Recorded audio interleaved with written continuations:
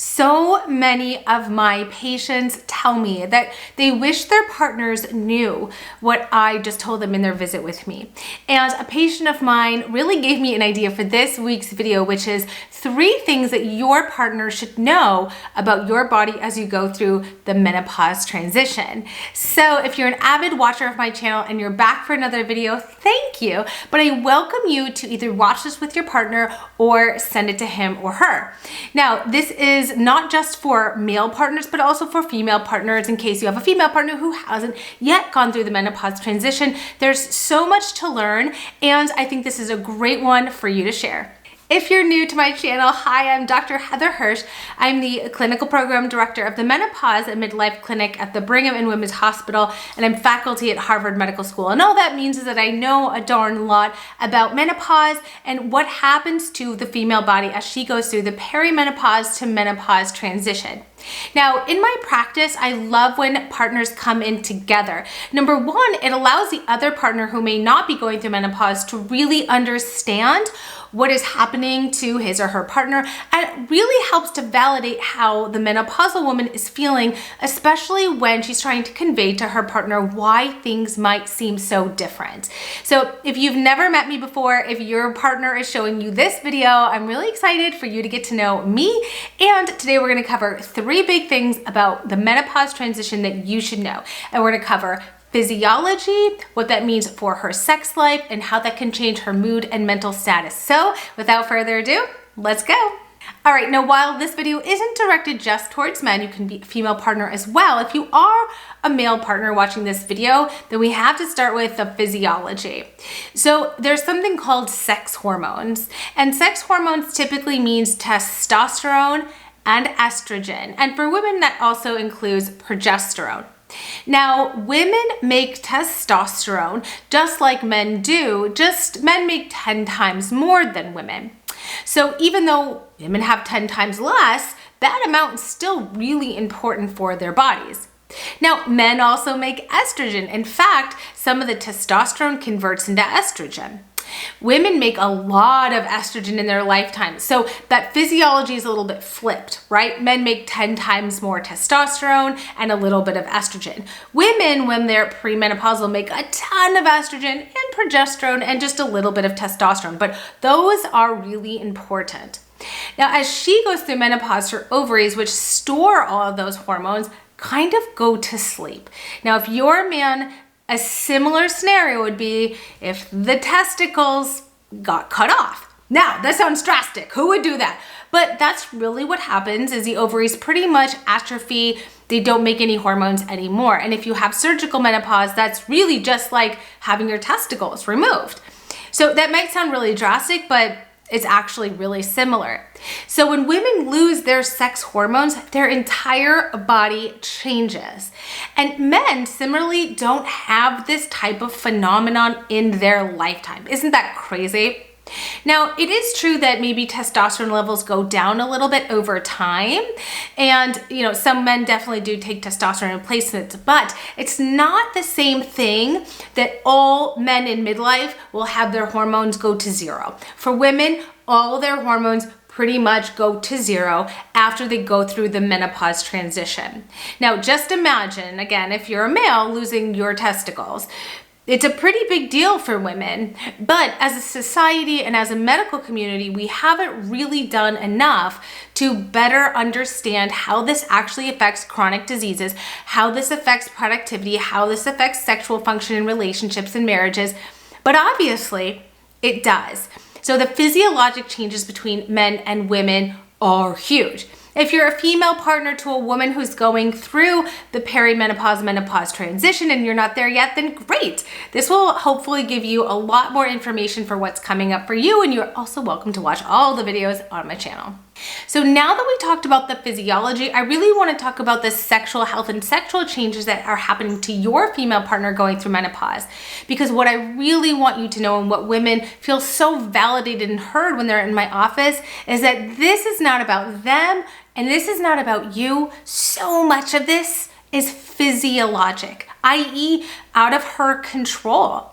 A couple things happen when women go through menopause and they lose those sex hormones. Number one, testosterone is responsible for libido and for sex drive. And so as that testosterone goes down, because a woman isn't necessarily going to be reproducing anymore because she's postmenopausal, well, that testosterone level goes down and the drive to reproduce, i.e. have sex, just isn't there innately like it was when a woman was 20 or 30 or 40. Now, this is a generalization. Some women have low libidos their whole lifetime. Some women have high libidos their whole lifetime. But I would say the majority of women, 70, 80% of women, feel like their libido goes down in midlife, and this is physiologic. Women tell me so much, I love my partner. I find him or her very attractive and really sexy, but I really just want to cuddle or watch a movie or go on a hike. And if you think that that's a reflection of you or your relationship, I'm here to tell you that that is physiologically very, very normal.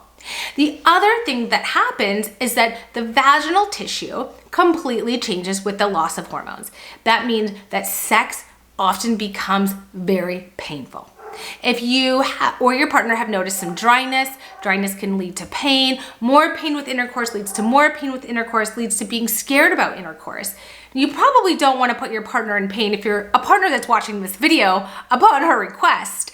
But a lot of women suppress the pain or try to hide it because they want to please you. So there's a lot of things that we can do. I have a great video here about vaginal estrogens. I've got so many videos on vaginal atrophy. I've got a lot of videos on libido and medications that can help for sexual health. But the purpose of this video is to relate to a partner that a lot of this is physiologic and not a reflection on you, your ability to please her, or your relationship. Speaking of pleasure, things also change there for women. The tissue that's responsible for orgasm and arousal, the clitoris, the labia, the vulva, those tissues, not just the vagina, also lose sensation and blood flow. That's why sometimes orgasm and pleasure can take so much longer. And you may feel as though you're disappointing your partner and that's the problem, but again, I want you to know that so much of this is physiologic and out of her control and out of your control. Now, that doesn't mean there isn't things that we can do, but again, the point of this video is to help you understand what she is going through, why her physiology is different, and now you know a little bit about why her sexual health or her sexual preferences or her libido or her arousal, etc. are also different. Now, the third big thing that I want to talk about is changes in, we're going to call it mental status, be it mood, be it cognition, be it memory, be it motivation, be it sleep. And of course there's hot flashes. That one's pretty obvious. Everyone knows that their partner might be having hot flashes because you can physically see it, and you may feel like you're sleeping in an ice cube tundra because your partner wants to keep it very, very cold, which I tell all my women to do. But the body changes, not just the vaginal tissue, but every organ system is affected by the loss of estrogen. And the biggest organ system that can feel that is the brain. Now, estrogen plays a role in so many organ tissues. You may think about estrogen as like breast tissue and babies, and that's all true, and that's what a lot of women think as well. But estrogen plays a role in so many things: your hair, your skin, your nails. We think also mood and memory and cognition, productivity. That's why women come to me and they feel like they're having brain fog or more anxiety or all of a sudden insomnia and trouble sleeping.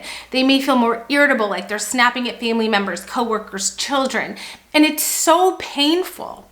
But so much of this, again, is physiologic, right? Those hormones are being lost in the woman's body can really, really feel it. So I want you to know, again, that a lot of this is not personal, that there's a lot of physiologic changes going on in a woman's body.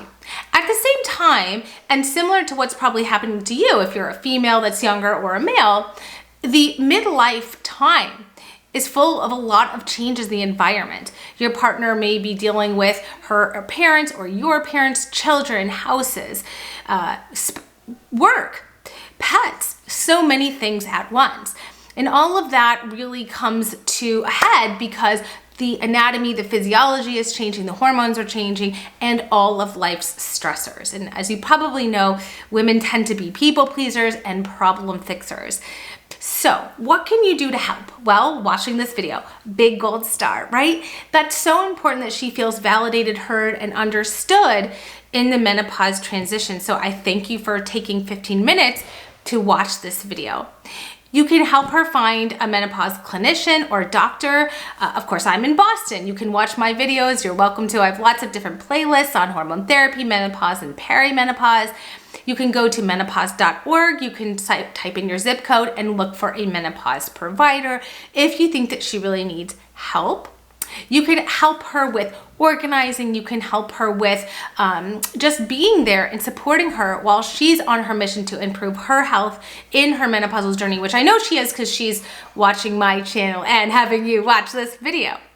So there's lots of things that you can do to support, but understanding what she's going through is so crucial.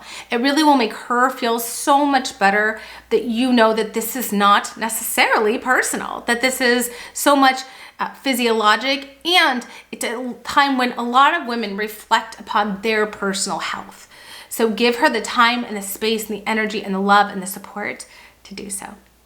All right, that's all for me. If you enjoyed this video, please give it a thumbs up. Please subscribe to the channel if you haven't already. I make new videos every Monday. I really appreciate you supporting this channel. Definitely share it to a friend, whether it's a younger female not going through menopause yet or a guy who definitely needs to watch this. We need allies for menopause care everywhere. Thank you so much, and I'll see you guys next week for a brand new video. Bye, everyone.